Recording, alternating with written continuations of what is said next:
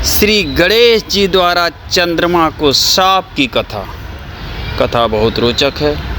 यदि आप हमारे चैनल पर नए हैं तो सब्सक्राइब करें और भगवत प्रेमियों को आमंत्रित भी करें।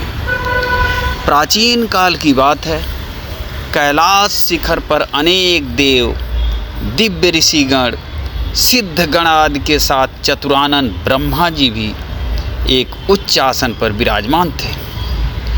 वहीं पर एक अन्य आसन पर भगवान शंकर भी जगत जननी उमा के सहित सुशोभित थे। उनके निकट ही गणपति और कुमार कार्तिकेय दोनों ही अन्य बालकों के साथ क्रीड़ा में मग्न हो रहे थे। शिव जी के हाथ में एक दिव्य फल था। वे सोच रहे थे कि इसे किसे दिया जाए। पार्वती जी से पूछा तो वे कभी कहती कि गणेश को दे दीजिए और कभी कहती कुमार को दे देना उचित होगा। जब वे कुछ निश्चयात्मक उत्तर न दे पाई तो शिव जी ने उसे बाद में विचार करने के उद्देश्य से अपने पास रख लिया। अब दोनों बालक गणेश और कुमार उस फल की मांग करने लगे।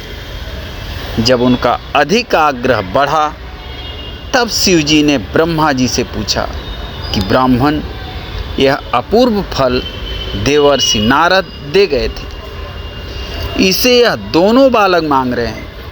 फल एक ही है और आधा फल कोई लेना नहीं चाहता।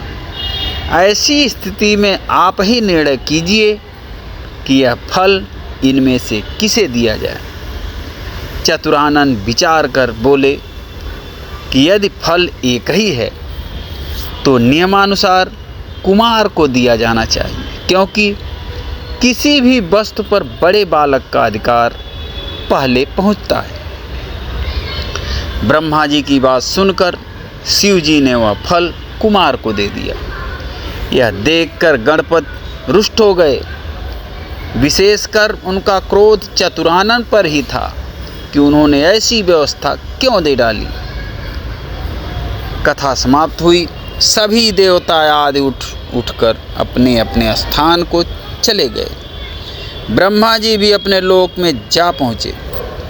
वहाँ उन्होंने सृष्टि का आरंभ करना था, किंतु जैसे ही वे सर्ग रचना में लगे वैसे ही गणेश्वर ने विघ्न उपस्थित कर दिया। उस समय उन्होंने प्रकट होकर अपना अत्यंत उग्र रूप दिखाया। उनके उस रूप को देखकर ब्रह्मा जी डर के कारण कांपने लगे। चंद्रमा ने देखा कि गणपति के उग्र रूप को देखकर ब्रह्मा जी भय से कांप रहे हैं तो उसे हंसी आ गई। उसके साथ ही चंद्रमा के जो गण उस दृश्य को देख रहे थे वे भी हंस पड़े। मित्रों, धार्मिक कहानियों को सुनने के लिए हमारे भज राधे चैनल को सब्सक्राइब करें और भगवत मित्रों को आमंत्रित भी करें। यह देखकर भगवान गजानन को क्रोध आ गया और वे चंद्रमा को शाप देते हुए बोले, मयंक, तूने इस समय मेरी हंसी उड़ाकर जो अभद्रता प्रदर्शित की है उसका फल तुझे मिलना ही चाहिए।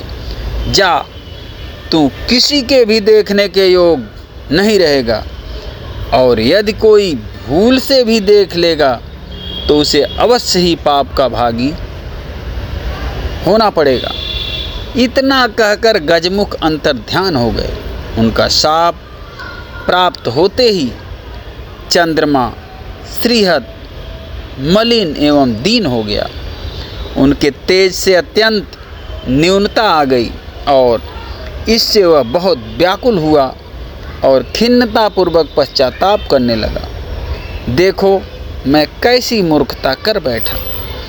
उन जगदीश्वर के साथ वे प्रभु तो अणिमादि गुणों से संपन्न, संसार के कारण के भी कारण एवं महाप्रभु हैं। उनके रुष्ट होने से मैं अदर्शनीय एवं कलाहीन हो गया हूँ। अब इससे छुटकारा पाने के लिए क्या करूँ? जब चंद्रमा की समझ में कोई उपाय नहीं आया तो वह तुरंत ही देवराज इंद्र के पास गया, परंतु इंद्रादि देवता भी उसे नहीं देखना चाहते थे। उन सभी ने अपनी अपनी आंखें झुका ली। तब इंद्र ने भी उसकी ओर न देखते हुए ही पूछा कि अरे चंद्रमा, तुम्हारी यह दशा कैसे हुई है? क्या गज कर्ण के श्राप का ही प्रभाव है यह? सब बात स्पष्ट कहो। चंद्रमा बोला, देवराज, आपसे क्या छिपा है? सब कुछ जानते हुए भी अनजान बनकर क्यों पूछ रहे हो? सहस्त्राक्ष, अब शीघ्र ही मेरे शाप मुक्त होने के यत्न करो, अन्यथा समस्त संसार ही मेरे शापित होने से अशुभ फल भोगेगा। इंद्र ने सांत्वना दी और बोले, चलो ब्रह्मा जी से ही इसका उपाय पूछें, क्योंकि इनके समान ज्ञानी और सर्वलोकोपकारी अन्य कोई भी नहीं है। सब देवता उसके साथ ब्रह्मलोक पहुँचे। आगे आगे चंद्रमा और पीछे पीछे इंद्र के नेतृत्व में सब देवगण। ब्रह्मा जी ने जब यह जाना कि चंद्रमा आ गया है तो पाप लगने से भय से उन्होंने भी दृष्टि नीची कर ली और बोले, कहो सुधांशु, यहाँ किस अभिप्राय से आना हुआ? अरे तुम्हारे पीछे तो देवराज इंद्र और समस्त सुरगण भी चले आ रहे हैं।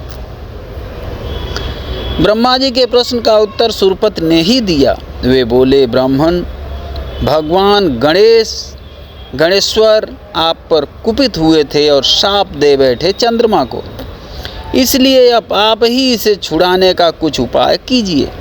हम सभी देवता इसी प्रयोजन से आपकी सेवा में उपस्थित हुए हैं। चतुरानन ने कुछ विचार कर कहा, उन्हीं गणेश्वर प्रभु की शरण लेनी होगी। देवराज चंद्रमा को आगे रखकर उन्हीं का पूजन एवं स्तवन करो। तो मित्रों, चंद्रमा के देवराज इंद्र समेत सभी लोगों ने गणेश जी की पूजा की, अर्चना की। गणेश जी प्रसन्न हुए। उसके बाद चंद्रमा पर खुश हो गए। मित्रों, ये कहानी आपको कैसी लगी कमेंट बॉक्स में अवश्य बताएं। फिर मिलते हैं अगली रोचक जानकारी के साथ। तब तक के लिए जय श्री राम।